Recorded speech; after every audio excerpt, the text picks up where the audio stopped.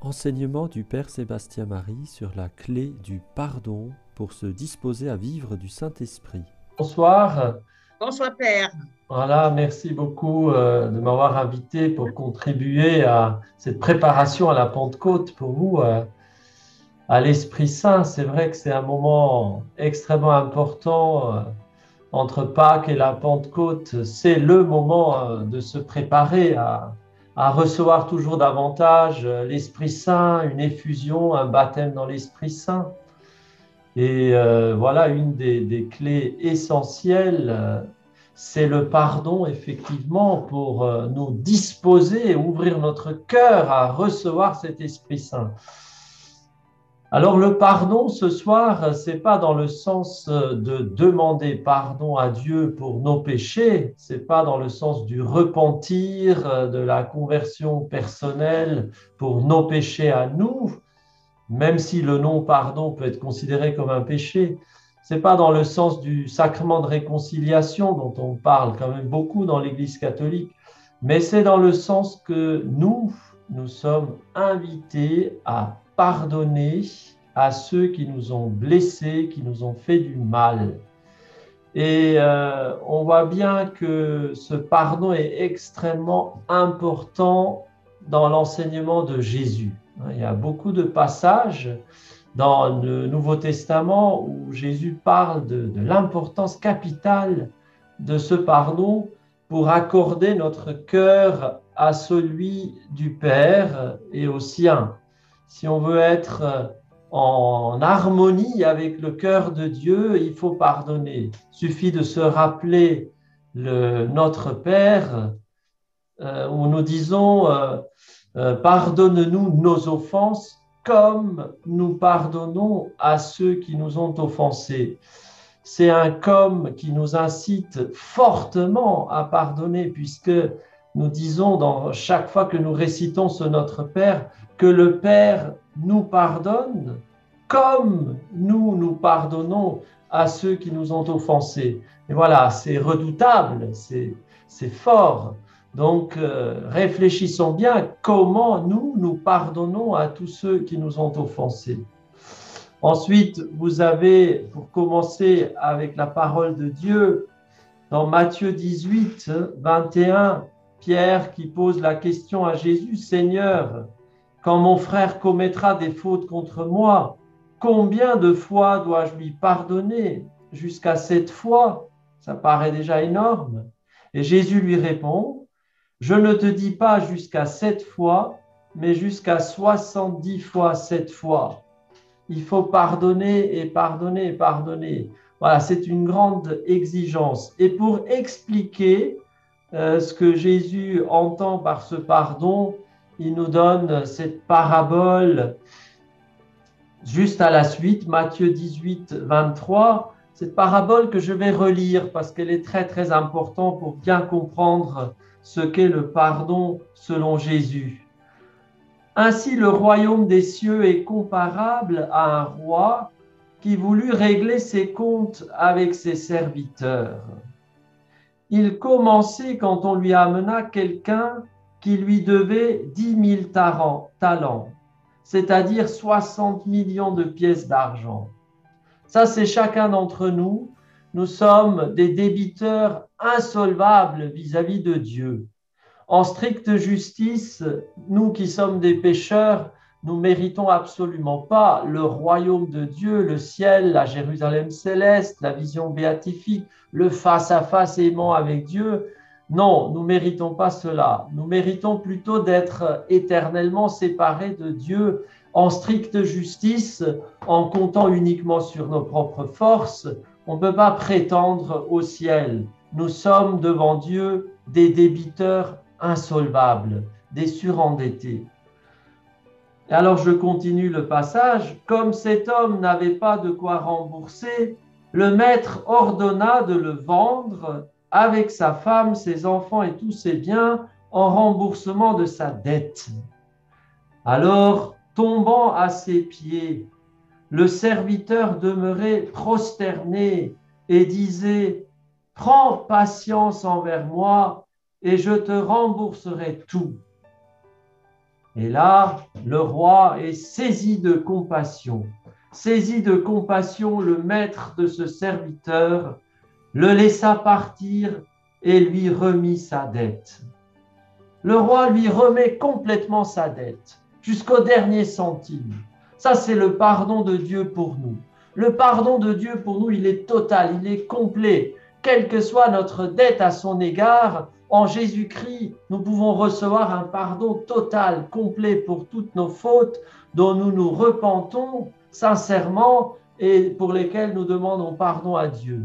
Le pardon de Dieu, il est total, il est inconditionnel du moment que nous ayons le repentir sincère et que nous confessions nos péchés. Mais alors, qu'est-ce qu'il fait ce serviteur? Mais en sortant, ce serviteur trouva un de ses compagnons qui lui devait 100 pièces d'argent, c'est-à-dire rien du tout, 3 fois rien comparé à la somme que lui devait à son maître. Il se jeta sur lui pour l'étrangler en disant « Rembourse ta dette ». Alors, tombant à ses pieds, son compagnon le suppliait « Prends patience envers moi et je te rembourserai ». La même attitude que le serviteur avait vis-à-vis du maître de ce roi, eh bien, cet autre compagnon-là à l'égard du serviteur. Mais l'autre refusa et le fit jeter en prison jusqu'à ce qu'il ait remboursé ce qu'il devait. Alors cette attitude de non-pardon va bloquer et annuler le pardon du maître à son serviteur. Ses compagnons, voyant cela, furent profondément attristés et allèrent raconter à leur maître tout ce qui s'était passé. Alors celui-ci le fit appeler et lui dit « Serviteur mauvais, je t'avais remis toute cette dette parce que tu m'avais supplié. Ne devais-tu pas à ton tour avoir pitié de ton compagnon, comme moi-même j'avais eu pitié de toi ?» Avoir pitié, avoir des entrailles de miséricorde. Si le Père éternel a des entrailles de miséricorde pour nous, pour moi, s'il me remet toute ma dette, est-ce que moi, je ne dois pas aussi avoir des entrailles de miséricorde pour mon prochain? Dans sa colère, son maître le livra au bourreau jusqu'à ce qu'il eût remboursé tout ce qu'il devait. C'est ainsi que mon Père du ciel vous traitera si chacun de vous ne pardonne pas à son frère du fond du cœur. Voilà, c'est extrêmement significatif cette parabole. C'est ainsi que mon Père du ciel vous traitera si chacun de vous ne pardonne pas à son frère du fond du cœur. Donc, c'est important pour nous de réfléchir sur ce qu'est le pardon et comment on peut être et vivre dans un style de vie de pardon pour être en accord avec le Père des cieux et pour ne pas être livré au bourreau. Le non-pardon nous livre au bourreau, c'est-à-dire à des démons d'amertume, de haine de nous-mêmes, de désir de mort, de désir de meurtre, de rancœur, d'envie, de jalousie. Donc, si nous sommes dans le refus de pardonner, nous sommes livrés à des démons qui ont le droit de nous torturer par l'amertume, la rancœur, l'envie, la jalousie, la haine. Et voilà, tout ce qu'on peut connaître quand on sent qu'on n'est pas du tout accordé au cœur du Père. Alors, peut-être pour commencer, réfléchissons quelques instants ce que le pardon n'est pas. Le pardon n'est pas l'oubli. Il y a des fautes que nous avons pardonnées que nous n'oublions pas. Et parfois, il y a des choses qui sont dans l'oubli, qui sont tombées dans l'oubli, mais il faut que l'Esprit Saint nous les montre pour que nous puissions les pardonner.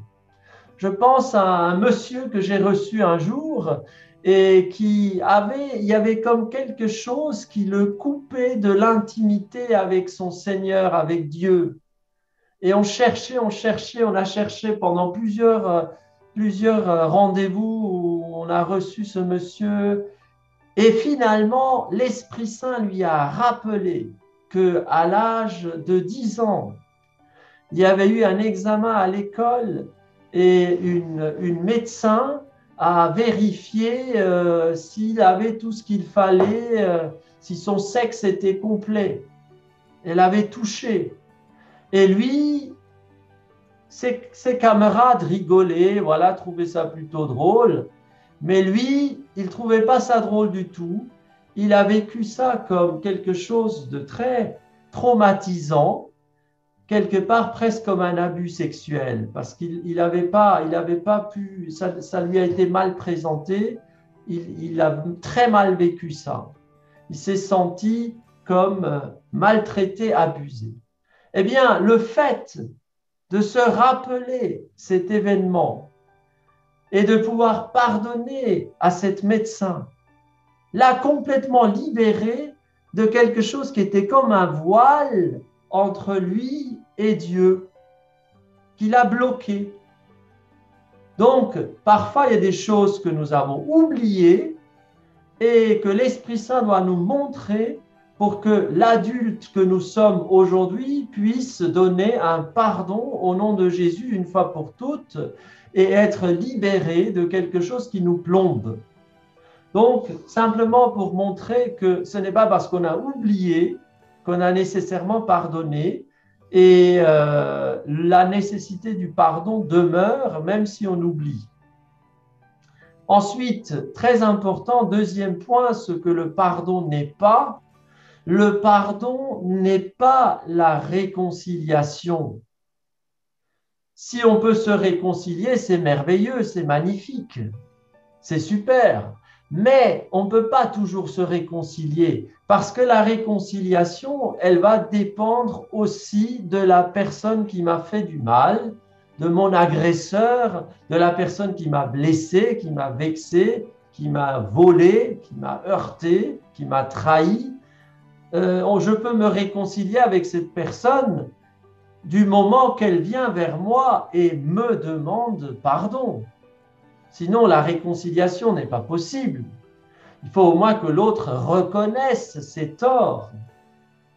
Donc, ce n'est pas ça que Jésus exige dans l'Évangile, parce que sinon, il exigerait quelque chose qui ne dépend pas que de nous.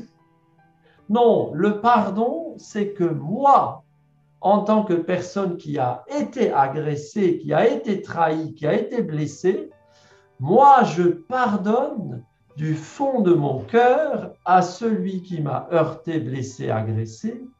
Et le jour où il me demandera pardon, on pourra se réconcilier en plus. Mais tant que l'autre ne change pas, tant qu'il ne reconnaît pas ses torts, il n'y a pas réconciliation. Mais déjà, je peux être dans le pardon, un pardon qui libère mon cœur et qui me met dans une attitude de bénédiction, de bienveillance par rapport à ceux qui m'ont blessé. Donc le pardon n'est pas l'oubli, le pardon n'est pas nécessairement la réconciliation, ce n'est pas toujours possible, pas toujours tout de suite.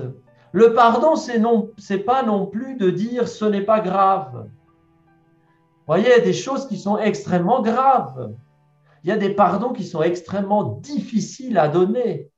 Je pense qu'un des pardons les plus durs à donner, c'est par exemple une maman, quand on a fait du mal à ses enfants, quand on a détruit la vie de vos enfants, quand on a abusé de vos enfants, quand on les a maltraités. Pour une maman, c'est extrêmement difficile à pardonner. Et parfois, elle a l'impression que si elle pardonne, c'est comme dire « mes enfants ne sont pas si importants que ça », ou quelque part presque donner le droit aux autres de faire du mal à ses enfants. Donc, pardonner, ça ne veut pas dire que ce qui a été fait n'était pas grave. Ça peut être très grave. Pardonner, ce n'est pas dire vous pouvez recommencer. Pardonner, ce n'est pas relativiser le mal qui a été fait. Donc parfois, quand on doit aider quelqu'un à pardonner, c'est important déjà de reconnaître que ce qu'elle a subi est vraiment grave, que sa douleur soit entendue, que sa souffrance soit entendue et qu'on reconnaisse l'injustice qui a été faite. Sinon, le pardon semble être comme on passe l'éponge, on n'en parle plus, ce n'est pas grave. Non, ce n'est pas ça le pardon que Jésus nous propose. Et le pardon n'est pas non plus un ressenti. Le pardon est une décision. C'est un acte volontaire que je vais faire au nom de Jésus. Et parfois, avant que les sentiments s'accordent à cette décision, il va falloir du temps. Donc maintenant, on peut dire un peu ce qu'est ce pardon. Ce pardon, c'est un pardon au nom de Jésus que je décide de donner dans l'obéissance à ce que Dieu me demande. Et mes émotions, mes ressentis vont suivre petit à petit. Parfois, il faut redonner ce pardon. Il y a des pardons qu'il faut donner 70 fois, 7 fois. Non pas parce que l'agresseur recommence, ça arrive aussi, mais parfois aussi parce que mon ressenti amer remonte encore et encore. Voilà. Et donc le pardon, dans ce sens-là, c'est aussi un chemin sur lequel je m'engage et que je vais parcourir. Et ça peut prendre du temps, même si je le décide, avant que ça habite tout mon être, ça peut prendre du temps. Donc si nous conseillons des personnes, ne dites pas trop vite, tu dois pardonner tout de suite, mais aidons les personnes à pouvoir dire leur douleur, à pouvoir déposer leur fardeau, crier peut-être leur colère, pleurer leur tristesse, et ensuite à s'engager sur un chemin de pardon. Alors, il y a des obstacles au pardon, des choses qui nous empêchent de pardonner. Alors, regardons un instant quelques obstacles qui nous rendent le pardon difficile, qui nous empêchent de laisser couler en nous le pardon de Dieu. Le premier obstacle, c'est certainement notre manque de foi. On veut arriver à faire les choses par nos propres forces. Et on va dire non, je ne peux pas pardonner, c'est trop grave, ça m'a fait trop mal, ça a été trop loin, je ne peux pas pardonner. Et à ce moment-là, on compte simplement sur nos forces humaines, sur le vieil homme, sur ce que saint Paul appelle la chair. Et à ce moment-là, oui, nous ne nous appuyons pas sur la force de Dieu. Eh bien, à ce moment-là, rappelons-nous la parole de Dieu. Marc 10, 25 à 27, par exemple. Il parle des riches qui ne peuvent pas entrer dans le royaume de Dieu. Mais cette parole peut s'appliquer aussi au pardon. Marc 10, 27. Pour les hommes, c'est impossible, mais pas pour Dieu, car tout est possible à Dieu. Tout est possible à Dieu. Et Dieu est capable de pardonner en moi les fautes les plus graves. Donc, croyons en la puissance de Dieu et appuyons-nous sur sa puissance, sur sa force, et non pas sur notre faiblesse, notre fragilité. Alors parfois, il y a aussi, deuxième obstacle, un manque de désir de pardonner. Nous ne voulons pas pardonner parce que nous avons été blessés et nous ne voulons plus traverser cette souffrance pour arriver de l'autre côté et lâcher vers le pardon.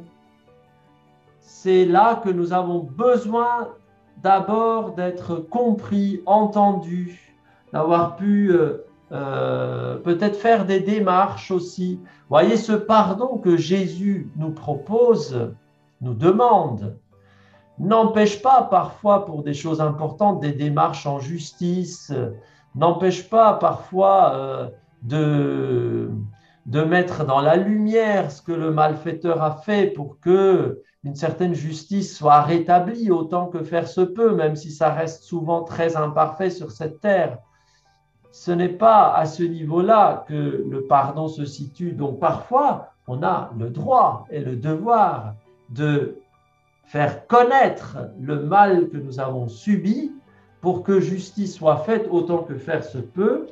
Et là, ensuite, nous aurons davantage le désir, serons davantage prêts à pardonner. Alors parfois, nous manquons de conscience de la profondeur de la blessure que nous avons subie. C'est un peu l'exemple que j'ai donné tout à l'heure. Ce monsieur qui, quand il avait une dizaine d'années, a été touché dans son intimité par cette médecin, il n'avait pas nécessairement conscience qu'il avait un pardon à donner. Il y a d'autres cas comme ça où nous n'avons pas conscience que nous avons des choses à pardonner. C'est souvent d'ailleurs à l'égard de nos parents et des choses qui remontent à notre enfance ou de fait, par exemple, quelqu'un qui constate qu'il a un problème avec l'autorité, avec le chef, le responsable, tout le temps, tout de suite, rapidement, au bout d'un certain temps, j'entre en conflit avec l'autorité, ou j'ai comme peur de l'autorité, j'ai comme peur de celui qui est mon chef au travail, c'est quelque part une peur de celui qui est dans le rôle paternel, ou une méfiance, une distance, comme un mur entre moi et l'autorité. Eh bien ça, c'est un signe que nous avons certainement un pardon à donner à notre Père, qui n'a pas été totalement image de Dieu le Père pour nous. Quel est le Père qui a été à la hauteur de la paternité de Dieu? Aucun Père. Et donc, nous avons des choses à pardonner, des absences, des paroles non tenues, des paroles de reconnaissance, d'encouragement que nous n'avons pas eues de la part de notre Père. Parfois, il y a eu des mots durs, t'es nul, qu'est-ce qu'on va bien faire de toi, des mots de non-amour qu'un papa a pu dire dans sa fatigue, dans sa colère, et qui nous ont blessés. Eh bien, nous avons besoin de pardonner des choses qui sont parfois anciennes pour que ce mur, cette distance entre nous et tout ce qui est dans la ligne de l'autorité paternelle tombe. Et même, ça touche à notre relation à Dieu le Père. Voyez, si vous avez eu, demandez-vous, quelle est l'image que j'ai de Dieu ? Quelle est l'image que j'ai de Dieu? Non pas l'image que j'ai appris dans les sermons, les prédications, le catéchisme, la Bible. Ça, c'est la vraie image. La parole de Dieu nous donne la vraie image de Dieu. Mais dans mon ressenti spontané d'enfant blessé, quelle est mon image de Dieu? Eh bien, souvent, cette image, elle est un petit peu comme un reflet de ce qu'a été mon père ou de ce qu'il n'a pas été pour moi. Si j'avais un père distant, je vais avoir l'impression spontanément dans mon être d'enfant blessé que Dieu est un Dieu distant. Il faut alors que je pardonne à mon père d'avoir été un père distant. Si j'avais un père un peu imprévisible, lunatique, colérique, parfois violent, mais imprévisible, eh bien, je vais avoir comme spontanément une méfiance à l'égard de Dieu en me disant, il ne faut pas trop s'en approcher. On ne sait pas ce qu'il va faire, on ne sait pas ce qu'il va me demander, on ne sait pas s'il n'est pas en colère contre moi. Voyez, nous transposons consciemment ou inconsciemment sur Dieu l'image de notre Père terrestre. Et c'est là qu'on constate que nous avons des pardons à donner à notre Papa terrestre pour que notre image de Dieu soit dégagée de ces parasites. Ça vient parasiter la vraie image de Dieu le Père. Donc, demandez à l'Esprit Saint, demande à l'Esprit Saint, oui, mais est-ce qu'il y a des choses que j'ai à pardonner à mon Père, des choses où mon enfant intérieur a été déçu? L'adulte que je suis n'en veut peut-être plus du tout à mon Père. Voilà, c'est fini, c'est passé, on ne va pas revenir dessus. Mais j'ai toujours, un peu comme les poupées russes, l'enfant intérieur en moi qui, lui, n'a peut-être pas pardonné. Alors, il faut essayer de redescendre dans la douleur et le souvenir de cet enfant et de pardonner du fond du cœur. Alors, quatrième obstacle au pardon, c'est que parfois nous avons un désir de vengeance. On voudrait que l'autre souffre la douleur que je souffre. La personne m'a fait très mal, eh bien j'aimerais qu'il ressente au moins autant de mal que j'ai ressenti pour qu'il comprenne le mal qu'il m'a fait. Un désir de vengeance. Eh bien, nous devons laisser la vengeance à Dieu.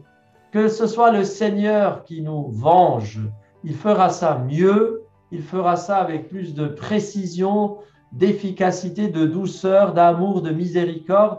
Nous risquons toujours d'entrer dans un cercle infernal de vengeance et de mal.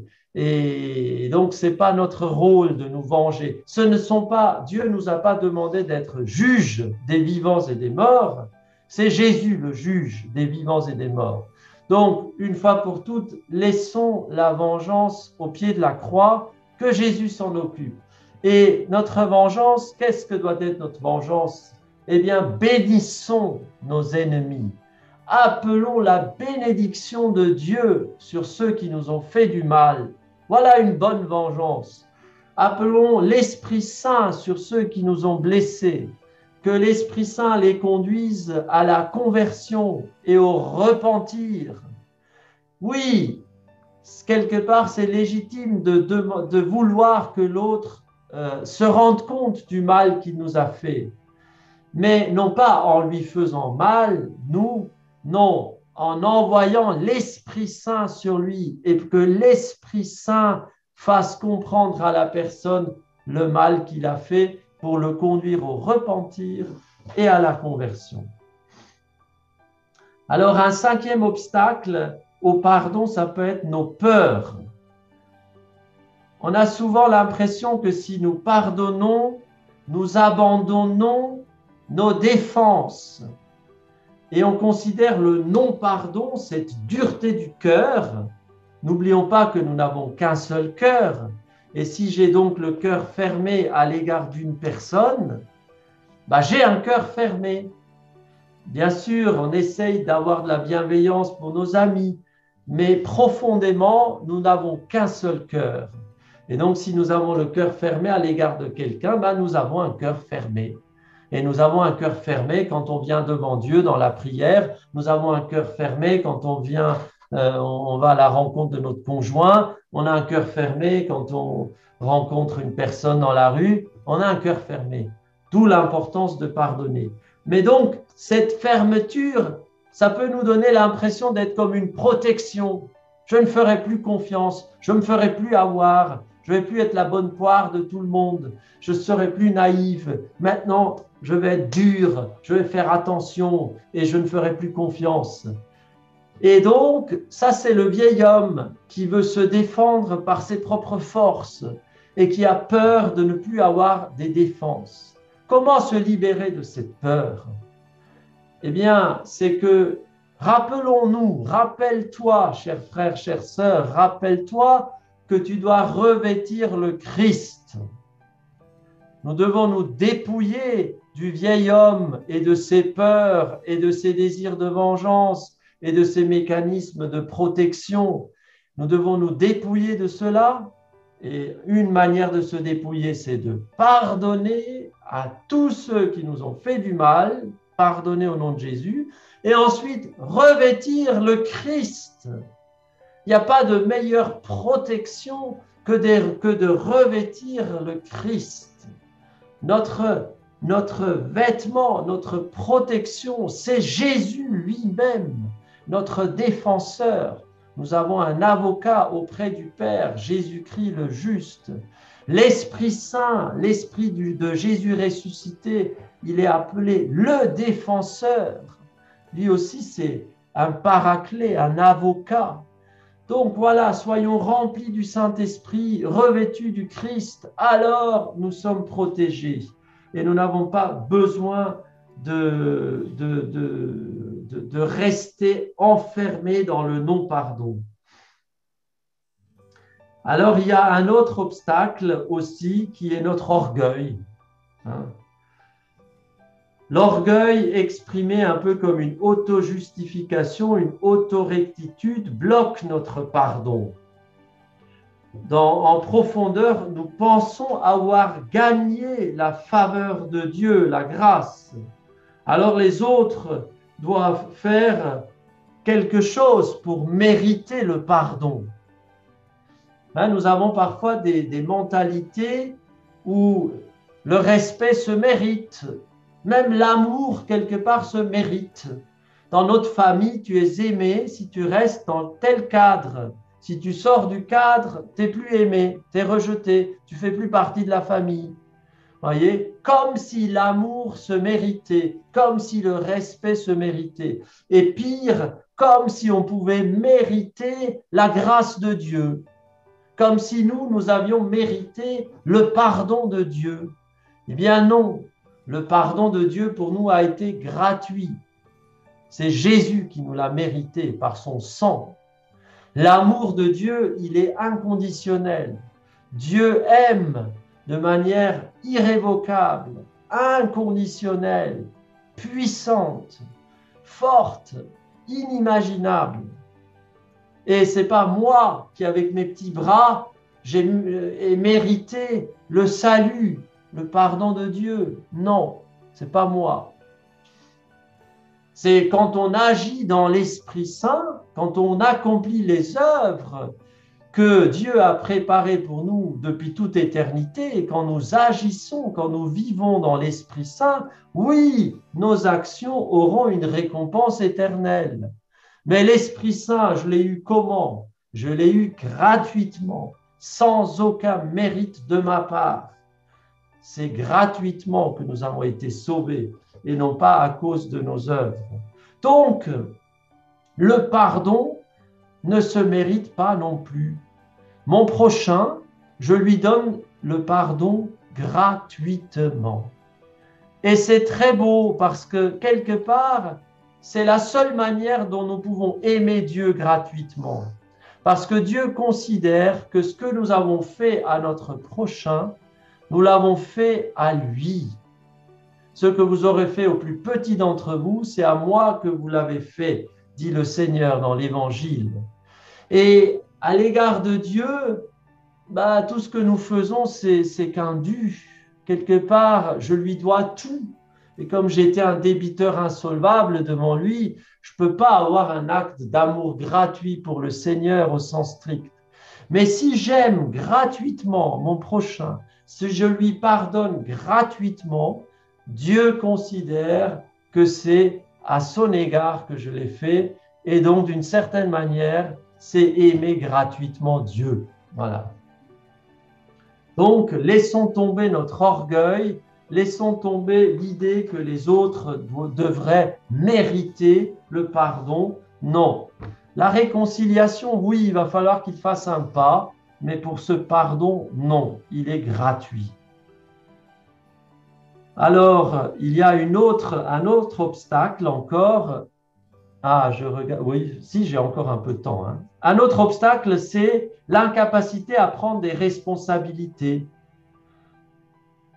J'ai cette blessure en moi et la personne qui m'a fait du mal possède la clé de ma guérison à condition qu'elle se repente. Voilà, c'est quand on rejette la responsabilité du pardon entièrement sur l'autre. On attend que l'autre bouge, qu'il fasse quelque chose, sinon je ne peux rien faire. Eh bien, c'est faux, c'est un mensonge de l'ennemi. Tu peux pardonner même si l'autre ne bouge pas. Voilà, c'est la distinction que j'avais faite entre pardon et réconciliation. Si quelqu'un nous a blessés, c'est nous qui devons porter la responsabilité de notre réponse. Nous ne sommes pas responsables des blessures que nous avons reçues, mais nous sommes responsables de la manière dont nous réagissons à ces blessures. C'est Neil Lozano dans le livre d'Élié qui donne les 5 clés de la libération, de la délivrance, qui parle de cela, qui souligne, nous ne sommes pas responsables des blessures que nous avons reçues, ça on n'y est pour rien, Mais nous sommes responsables de la manière dont nous réagissons à ces blessures. Notre réaction, ça nous appartient. Et justement, dans le contexte de la délivrance, par exemple, nous voyons que ce n'est pas les traumatismes en tant que tels qui sont des portes ouvertes tout de suite à des esprits mauvais, mais c'est nos réactions à ces blessures qui, pour la plupart du temps, vont ouvrir la porte, créer des liens avec des esprits mauvais. Donc, attention comment nous réagissons aux blessures que nous avons subies, qu'on nous inflige. Et effectivement, parfois, il y a influence d'esprits mauvais qui veulent bloquer le pardon, qui veulent nous empêcher de pardonner. On peut s'accrocher à la colère, on peut s'accrocher à la haine, la rancune, et en faire comme une identité, une fausse identité, bien sûr, mais on peut en faire son identité. Comme si moi, j'étais comme ça. Alors, effectivement, on crée des liens avec des esprits mauvais qui vont être là pour nous dire non, tu ne dois pas pardonner, c'était trop grave. Donc, on peut faire du non-pardon notre compagnon de route, de l'amertume, du ressentiment, la haine.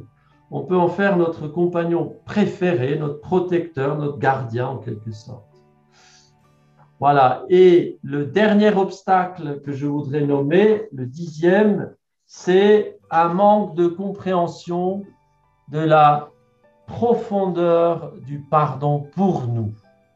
Souvent, les personnes pardonnent plus facilement une fois qu'ils ont compris jusqu'à quel point Dieu leur a pardonné.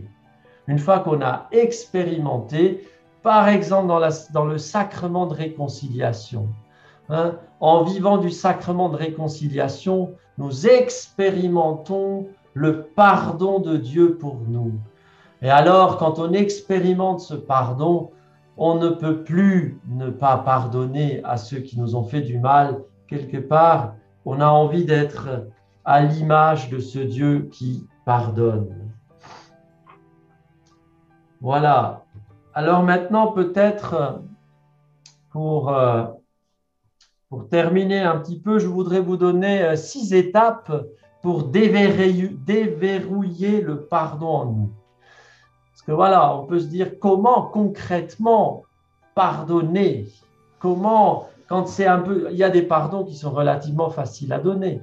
Mais quand c'est un pardon difficile, je fais comment? J'y arrive pas.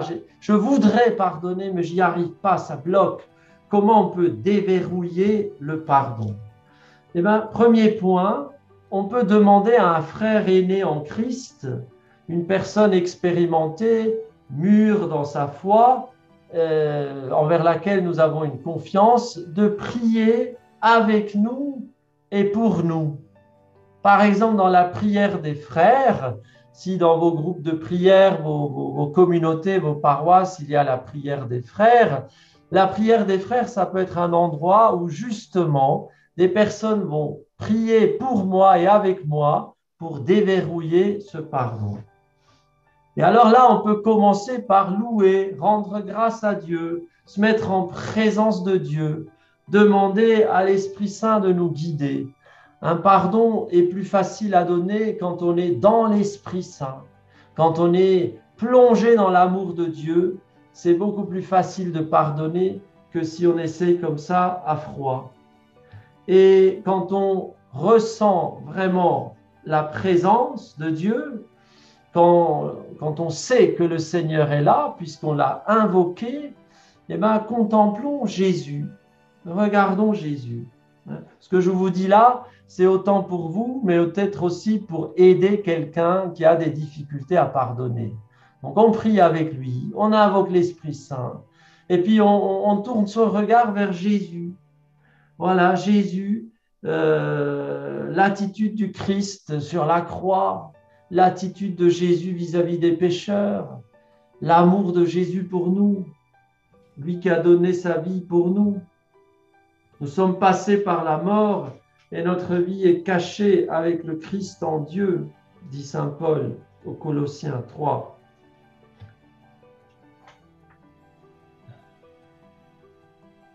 Voilà, alors, oui, les endroits où nous n'avons pas pardonné, c'est souvent des endroits que nous n'avons pas abandonnés au Christ, confiés à Jésus. Il y a des domaines dans notre vie parfois que nous n'avons pas confiés au Christ, mais que c'est le vieil homme qui les gère. Et nous avions confiance en nos propres forces, nous nous appuyons sur nous. Et alors, nous ne pouvons pas pardonner, bien sûr. Voilà, on peut se rappeler, quatrième étape du coup, les paroles de Jésus sur la croix. Père, pardonne-leur, car ils ne savent pas ce qu'ils font. Ces paroles sont des paroles éternelles. Il nous les a données. Et le Seigneur veut de nouveau libérer la puissance de ces paroles en nous. Donc parfois, il y a des personnes qui disent non, je ne peux pas pardonner, mais on leur dit, mais est-ce que tu acceptes de dire, Père, pardonne-leur. Seigneur Jésus, va toi-même leur pardonner. Moi, je n'y arrive pas. Que Jésus leur pardonne. Eh bien, c'est parfois un pas qui est possible. Sinon, il est important, si on peut, de pardonner à partir de notre blessure. Et donc, cinquième étape, c'est d'inviter la personne à ressentir, à exprimer la blessure. Qu'est-ce que ça t'a fait quand cette chose est arrivée, quand cette personne t'a trahi? Comment tu t'es ressenti? Qu'est-ce que tu as vécu? Que la personne puisse exprimer sa tristesse, sa colère, sa souffrance. Et c'est à partir de ce lieu-là, ouvert dans ses entrailles en quelque sorte, que le pardon sera beaucoup plus profond s'il est donné. Donc, il y a une certaine importance à laisser exprimer, ressentir la personne sa souffrance. Et une fois qu'on est arrivé dans cette souffrance, eh bien, on peut dire, au nom de Jésus, je pardonne à un tel de m'avoir fait ceci ou cela. Et du coup, c'est un pardon beaucoup plus profond. Et alors, les priants, les frères aînés, dans la foi, vont prier pour que l'amour de Dieu nous libère et fasse de nous un instrument de son amour. Et puis ensuite, on peut rendre grâce à Dieu pour sa bonté et de lui demander de guider nos pas. Alors, un dernier point qu'on oublie parfois, mais qui est important, c'est que dans ce pardon, il ne faut pas oublier de se pardonner à soi-même. Nous avons des griefs contre nous. Nous avons parfois de l'amertume à l'égard de nous-mêmes. Il y a parfois même des personnes qui disent « ça, je ne me le pardonnerai jamais ». Il y a un certain orgueil. Vous voyez, un certain orgueil de dire ce genre de choses. « Ça, je ne me pardonnerai jamais ». Non, nous devons même nous pardonner à nous-mêmes pour des choses dont nous avons peut-être honte, des choses que nous avons peut-être déjà confessées à Dieu et Dieu nous a pardonné. Alors, il s'agit d'accueillir ce pardon dans la foi et puis de dire, puisque Dieu m'a pardonné, moi aussi je me pardonne. Moi aussi je me remets la dette. Je ne m'en tiens plus rigueur. Je ne m'accuse plus pour cela. Je ne m'en veux plus.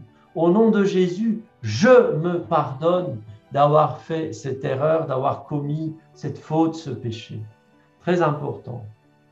Et puis, il y a une question parfois que les gens posent, c'est est-ce qu'on peut pardonner à Dieu? Parce que parfois, nous en voulons à Dieu. Dieu nous a déçus. On a l'impression que Dieu nous a trahis, nous a abandonnés. Où est-ce que tu étais, Seigneur, quand c'était arrivé? Qu'est-ce que tu as fait? Pourquoi tu n'es pas intervenu? Pourquoi tu as laissé faire? Etc. Donc parfois, nous en voulons à Dieu. Eh bien, au sens strict, on ne peut pas pardonner à Dieu. On ne va pas dire, eh bien, Seigneur, je te pardonne, parce que quelque part, ça sonne faux. Dieu n'a pas fait de faute. Dieu n'a pas péché. On peut pas, Dieu ne se trompe pas. Mais nous, on peut avoir l'impression qu'il nous a laissé tomber, trahi, qu'il n'était pas là. Alors, ce qu'on fait, c'est on renonce au nom de Jésus, on renonce à en vouloir à Dieu. Je renonce une fois pour toutes à en vouloir à Dieu pour telle ou telle chose. Voilà. Ça ressemble un peu presque comme si on lui pardonnait, mais ce n'est pas un pardon. On renonce à lui en vouloir. Je reconnais que je n'ai pas à en vouloir à Dieu, que je ne vois pas tout, que je ne vois pas toutes les circonstances. J'avais peut-être l'impression que Dieu n'était pas là, mais il était bien là. Il faut que, d'ailleurs, en pardonnant à l'agresseur, souvent nous voyons davantage que quelque part, Dieu était là, que quelque part, sa présence m'a bien soutenu jusqu'à aujourd'hui, que quelque part, il a toujours été là. Et ben, je renonce à en vouloir à Dieu et j'accueille sa présence.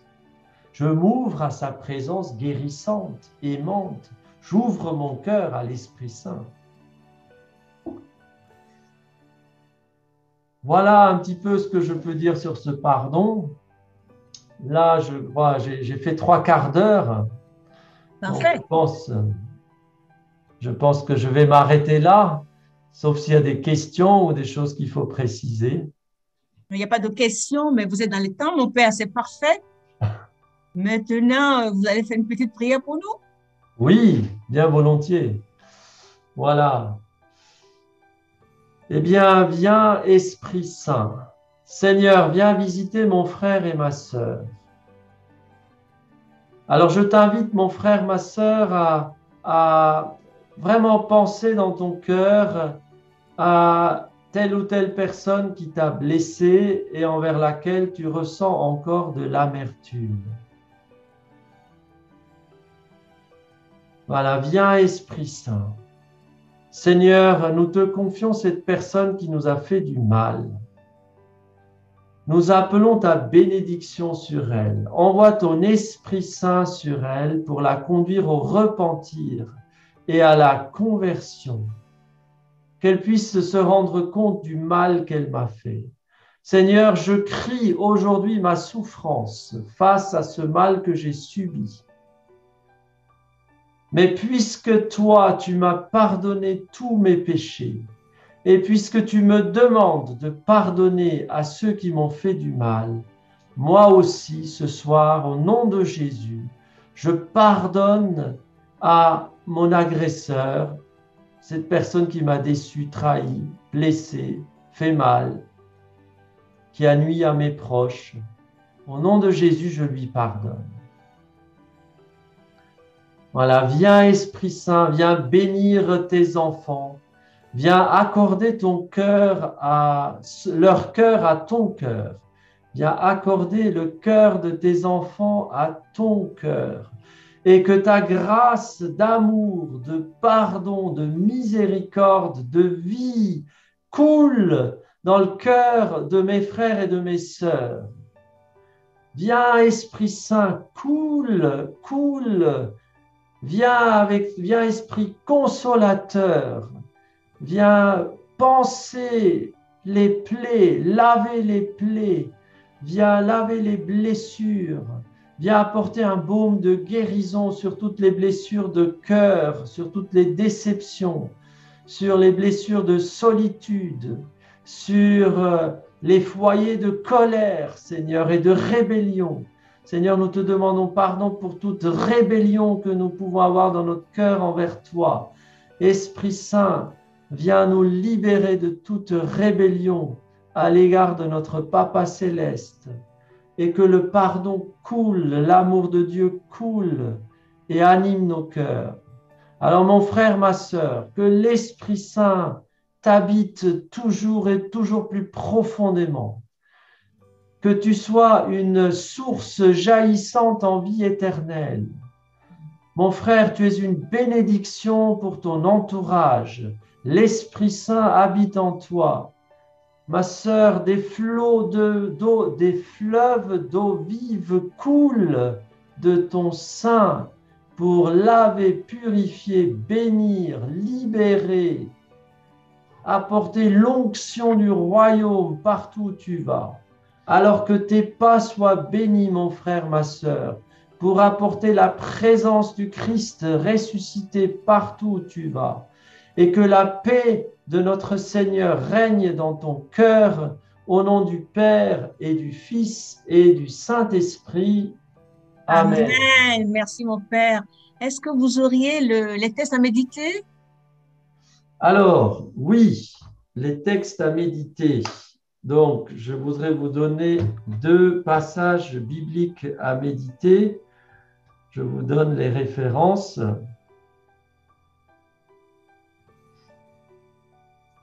Le premier texte, c'est celui que j'ai regardé avec vous au début, Matthieu 18, 23 à 35. Matthieu 18, 23 à 35. Et le deuxième, c'est Luc 6, 27 à 36. Luc chapitre 6e, versets 27 à 36. Voilà, et puis je vais vous donner 3 questions aussi à travailler personnellement, chacun de son côté, dans l'Esprit Saint. Première question, quelles sont les personnes à qui j'ai un pardon à donner, tout simplement? Et quels sont les pardons éventuellement que j'ai à donner à mes parents, à mes proches? Ensuite, deuxième question, quels sont mes ennemis aujourd'hui et comment puis-je les bénir? Quels sont mes ennemis aujourd'hui et comment puis-je les bénir? Et on peut appeler la bénédiction de Dieu sur nos ennemis, ceux qui nous font du mal. Parfois même, on peut les bénir de manière très concrète, en touchant leur cœur par telle ou telle action. Mais voilà, comment puis-je bénir mes ennemis aujourd'hui? Et troisième question, ah ben oui, c'est ça, j'avais noté comme troisième question, quels sont les pardons que l'enfant que j'étais aurait à donner à ses parents? Voilà. Quels sont les pardons que l'enfant que j'étais aurait à donner à ses parents? Donc, quelles sont les personnes à qui j'ai un pardon à donner? Quels sont mes ennemis aujourd'hui et comment puis-je les bénir? Et quels sont les pardons que l'enfant que j'étais aurait à donner à ses parents? Voilà. Merci, Père.